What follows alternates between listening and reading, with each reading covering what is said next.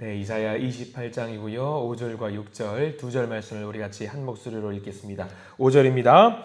그날에 만군의 여호와께서 자기 백성의 남은 자에게 영화로운 면류관이 되시며 아름다운 화관이 되실 것이라.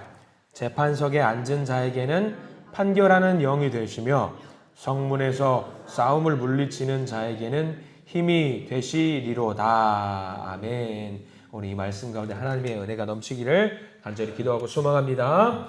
기도하는 마음으로 먼저 고백합니다. 하나님과 동행하겠습니다. 옆 사람 축복하면서 하나님과 동행하십시오. 아멘. 하나님과 동행하는 날, 복된 날 되시기를 간절히 기도하고 소망합니다. 여러분들 기도해 주신 덕분에 교육을 잘 받고 돌아왔습니다.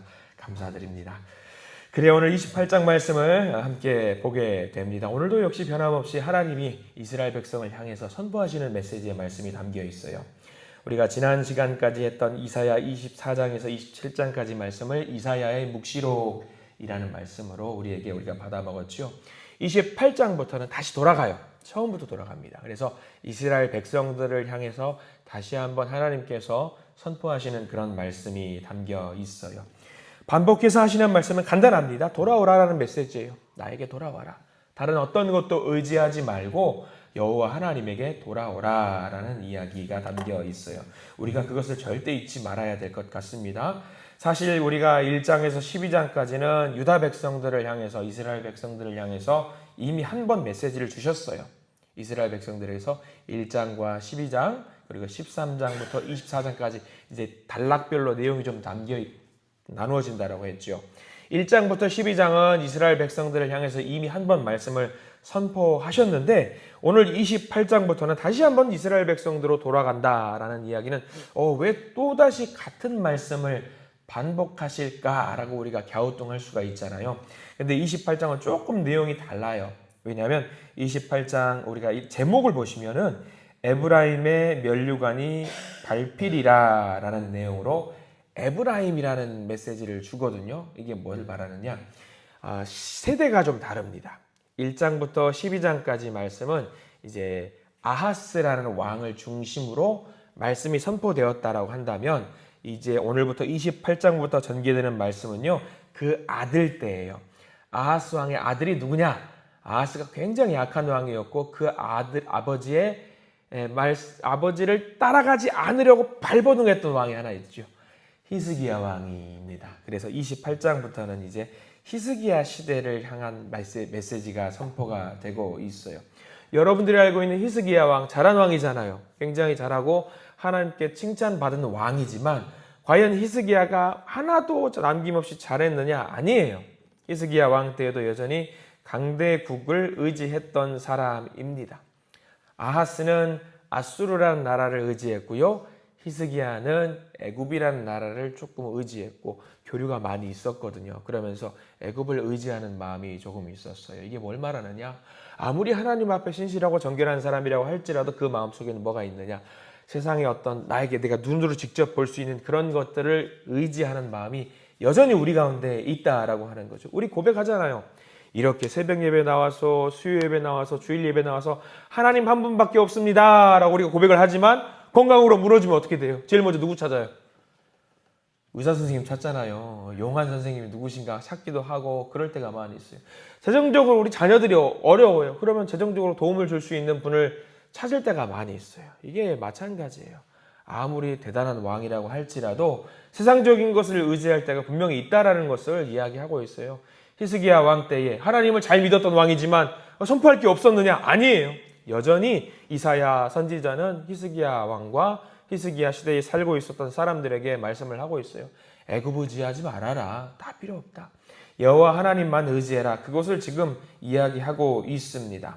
아수르 아니다. 바벨론 아니다. 애굽도 아니다. 여호와 하나님이다. 그것을 의지하고 그것을 이야기하고 있는 말씀. 자, 1절부터 다시 한번 돌아가 보도록 하겠습니다. 28장 1절 읽어보겠습니다. 에브라임의 술 취한 자들의 교만한 면류관은 화 있을진저 술에 빠진 자의 성 곧 영화로운 관같이 기름진 골짜기 꼭대기에 세운 성이여 쇠잔에 가는 꽃 같으니 화 있을진저라고 나와 있습니다. 에브라임의 동그라미 표시를 한번 해두시기 바랍니다. 에브라임은요, 요셉의 두 번째 아들이에요. 사실 큰아들은 므낫세, 둘째 아들은 에브라임인데 유대 민족의 히브리 민족의 특징은 장자가 승계하는 거예요. 많은 것을.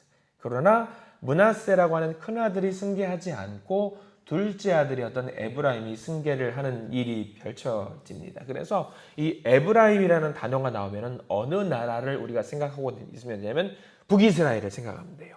북이스라엘을 상징하는 말들이 몇 개 있잖아요. 사마리아라는 말이 있고 그냥 단순하게 이스라엘을 말할 때도 있고 또 에브라임이라는 말을 하면은 남유다 북이스라엘 나눠졌을 때에 북이스라엘을 대표하는 말이 에브라임이라는 말이죠.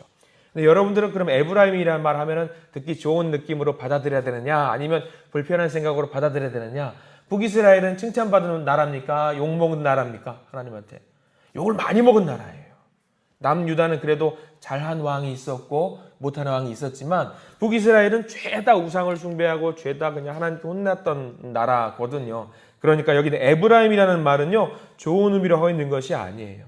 그 좋은 의미가 아닌 나라를 설명하는 말이 1절에 에브라임의 술 취한 자들이라고 나와 있잖아요. 술 취한 자들. 술 먹으면 여러분들 어떻게 됩니까? 정신이 어떻게 돼요? 술을 안 드셔보셔서 여러분들 모르시겠지만 술을 먹으면 정신이 혼미해지고 정신을 못 차린다라고들 이야기를 하잖아요. 마찬가지. 비꼬는 거예요.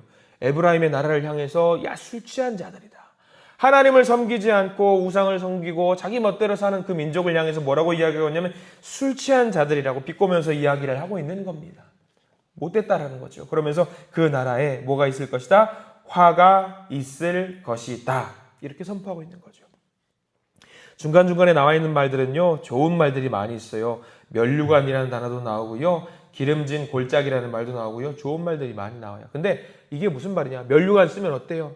왕처럼 보이고 대단해 보이고 권세 있어 보이지만 기름진 골짜기 말은 또 뭘까? 정말 좋은 토양에 있는 나라 같다라는 말을 하고 있는 건데 사실 그게 아니라는 거예요. 에브라임이 쓰고 있는 면류관은요, 그 면류관은 그 에브라임의 북이스라엘에 있는 성은, 수도 성은요, 산 꼭대기에 있기 때문에 굉장히 왕관을 쓰는 것처럼 화려하고 멋지다라고 이야기를 합니다. 알짜배기 땅 같고 절대로 침공을 당하지 못할 것 같다라고 사람들은 말을 하지만 중요한 건 뭐냐? 술 취한 자들인 거예요. 하나님을 온전히 섬기지 못한 사람들이기 때문에 결국에는 그 종국에는 무엇이 있을 것이다? 화가 있을 것이다. 빨리 망하게 될 것이다 라는 말을 하고 있는 거지요. 높은 곳에 있으니까 교만해요.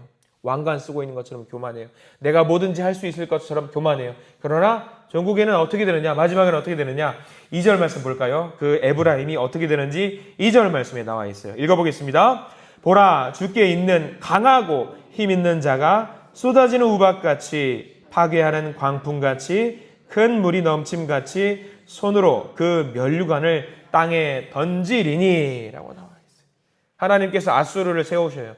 강하고 힘 있는 자는 아수르를 말하거든요. 그 나라를 사용하셔서 순간적으로 북이스라엘 에브라임을 완전히 뒤집어 버린다라는 이야기예요.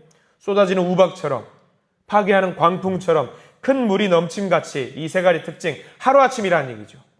순간적으로 에브라임을 망하게 만드신다라는 하나님의 말씀이죠. 왜? 술 취했기 때문에. 술 취했기 때문에. 그리고 3절 볼까요? 3절 말씀 더 읽어봅니다. 에브라임의 술 취한 자들의 교만한 면류관이 발에 밟힐 것이라. 또 나오잖아요. 반복돼요. 술 취한 자들의 교만한 면류관. 자기들은 높다라고 생각했던 그 면류관 왕관이 결국에는 어디 있어요? 발에 밟힌대요. 중요하다라고 생각지도 않고 이게 뭐야? 이게 뭐 우리들은 길 가다가 돈 100원이라도 떨어지면 어이구 횡재했네 줬잖아요. 근데 여기는 면류관, 금으로 치장된 면류관이 발에 밟힌대요. 얼마나 망가진다. 그거를 말하고 있는 겁니다. 천하디 천한 것이 되어버려요. 교만한 면류관이라는 것이 가장 높은 곳에 있는 것 같은데 영원할 것 같은데 그게 아니라 순간적으로 하나님이 다 쓸어버리신다는 거죠. 자, 4절도 넘어가 보겠습니다. 4절도 계속해서 심판의 메시지예요. 4절입니다. 그 기름진 골짜기 꼭대기에 있는 그의 영화가 쇠잔에 가는 꽃이 여름 전에 처음 익은 무화과와 같으리니 보는 자가 그것을 보고 얼른 따서 먹으리로다. 4절 말씀은 우리 한신교회 성도님들은 피부에 와닿으실 거예요. 왜 그런지 아시죠? 무화과 있으면 누가 먼저 먹어요? 보는 사람이 임자예요. 빨리 가서 먹어야 되는 거예요. 남이 먹기 전에. 딱 그겁니다. 아무리 탐스럽게 여긴 과실이라고 할지라도 잘 익었으면 누가 먼저 떼버려요? 보는 사람이 떼버리는 거예요. 에브라임도 마찬가지죠. 아무리 잘 익은 면류관이라고 할지라도 냉큼 먼저 가져가 버린다라는 이야기죠. 주변에 강대국을 의지하는 너희들, 강대국이 너희들을 먼저 가져가 버릴 것이다 라고 하나님이 선포하는 말씀이죠. 곧 없어진다는 말이에요. 너무 잘 피었으면은요 금방 떨어져요. 술 취하면 안 되는 거죠. 정신을 온전히 붙잡고 있어야 된다라고 하는 거죠. 우리 교회도 잘 되고 부흥되고 신나고 흥겨울 때 긴장하는 마음으로 늘 하나님을 섬겨야 된다라는 말씀이 계속 기록되고 있는 거죠. 여러분들 사회생활 살면서도 그래요. 혹여라도 내 자녀들이 술술 잘 풀려요. 내 건강이 때로는 나 오늘 건강하네? 괜찮은 몸 같네? 그럴 때 우리가 정신을 못 차리고 하나님을 의지하는 마음을 내려놓을 때 하나님은 순간적으로 그 모든 것을 다시 가져가시는 분이라는 것을 오늘 말씀에서 해주고 있는 거예요. 오늘 28장 1절부터 4절까지 말씀을 우리나라 속담으로 하면 딱 이거잖아요. 소 잃고 외양간 고친다. 그러면 안 되는 거예요. 견고하게 늘 삶 속에서 하나님을 의지하고 준비해야 되고 하나님 편에 서 있어야 되는데 여기서 모든 것을 멸망시키는 말씀을 하시느냐? 아니에요. 5절부터는 우리가 읽은 본문에는 중요한 단어가 나오는데 중요한 단어 뭐냐? 남은 자라는 단어가 나와요. 여러분 남은 자 중요하다고 말씀드렸죠. 계속 말씀드렸어요. 5절 말씀 읽어볼까요? 동그라미 표시했으면 좋겠는데 5절 말씀 그 남은 자의 표시를 해보시기 바랍니다. 5절입니다. 그날에 만군의 여호와께서 자기 백성의 남은 자에게 영화로운 면류관이 되시며 아름다운 화관이 되실 것이라. 보세요. 다 멸망시킨다라고 할지라도 하나님은 반드시 모두 다 쓸어버리는 것이 아니라 무엇을 남겨두신다? 남은 자를 남겨두신다. 남은 자. 심판의 끝에는 반드시 그 심판의 끝에는 회복을 위해서 남은 자를 살려두신다라는 말씀이지요. 하나님이 홍수로 노아를 쓸어버리신다라고 해도 노아를 살려두셨던 것처럼 소돔과 고모라를 멸하실 때에 롯과 가족을 살려두셨던 것처럼 반드시 남은 자를 살려두신다. 회복을 위해서. 그리고 그 남은 자에게 주실 관이 어떤 것이냐. 1절부터 4절에 주어지는 설명되고 있는 면류관은요. 쓸어서 없어지고 밟힐 면류관이지만 5절에 나와 있는 관은 누가 면류관이 되어주시냐면 여호와 하나님이 면류관이 되어주시는 거예요. 여호와 하나님. 세상에 다 망해버려도 우리가 쓰러지고 없어지고 낙심하더라 할지라도 그 남은 자들에게는 여호와 하나님이 면류관이 되어주셔요. 이게 굉장히 중요한 의미죠. 우리가 무엇을 자랑할 것이냐. 세상적인 권세, 돈, 건강, 어떤 자녀의 잘된 것을 자랑할 것이냐. 아니라는 거예요. 오히려 우리의 정체성을 확인해야 돼요. 우리는 누구다? 남은 자다. 여러분은 남은 자다. 하나님 앞에 기도하는 사람이고 하나님 앞에 서 있는 사람이고 아무리 어렵고 힘들어도 하나님의 편에 서서 기도하는 사람이다. 그게 남은 자다. 우리가 그것을 절대로 잊어버리시면 안 되는 겁니다. 그리고 6절까지 넘어가 볼게요. 6절은 또 어떻게 돌보시는지도 나와 있어요. 6절 말씀도 읽어봅니다. 재판석에 앉은 자에게는 판결하는 영이 되시며 성문에서 싸움을 물리치는 자에게는 힘이 되시리로다. 아멘. 이거는 뭘 말하느냐? 내 안쪽으로도 강하게 만들 것이고 바깥쪽으로도 강하게 만들 것이다. 재판석에 앉는다. 판결하는 영이 되신다라는 것은요. 내 안이 내부가 강해지게 만든다라는 말입니다.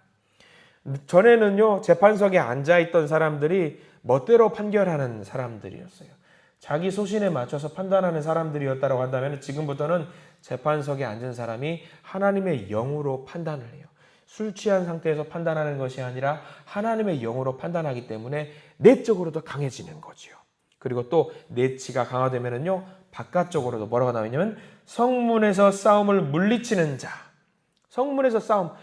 외세와 싸울다도 하나님께서 그 외세를 물리쳐 주시는 하나님이 되신다는 거죠. 그러니까 안쪽도 강해지고 바깥쪽도 강해진다라는 것입니다. 그래서 우리가 남은 자가 때로는 세상의 세파에 찌들어서 힘들어서 넘어져 있는 것처럼 보일지라도 그게 아니라는 거예요.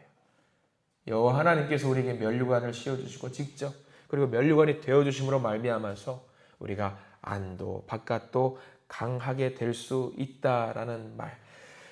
자, 그러면 우리가 이 하루를 어떻게 살아야 될까요? 우리의 마음을 결정해야 돼요. 내가 과연 남은 자가 되어서 여호와 하나님 나의 면류관이 되어주신다고 하시니 그 면류관을 쓰고 살아가는 사람이 될 것인지 아니면 세상의 것을 의지할 것인지 그것을 결단하라는 말씀이 오늘 28장의 말씀입니다. 세상 속에서 우리가 세상을 의지하면서 술 취해서 정신 못 차리는 사람이 될 것이냐, 아니면 하나님 편에 서 있는 사람이 될 것이냐, 중대한 기로에 서 있는 우리들이에요.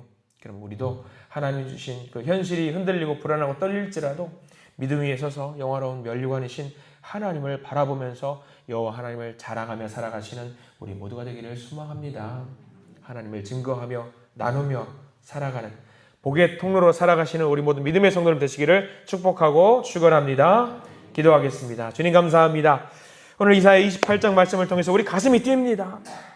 나는 과연 어떤 면류관을 쓰고 있는지, 세상의 면류관을 쓰고 있는지, 아니면 여호와 하나님이 면류관이 되어주셔서 그 하나님을 내 머릿속에 나의 주님으로 모시고 살고 있는지 이 시간 우리가 결단하기를 소망합니다.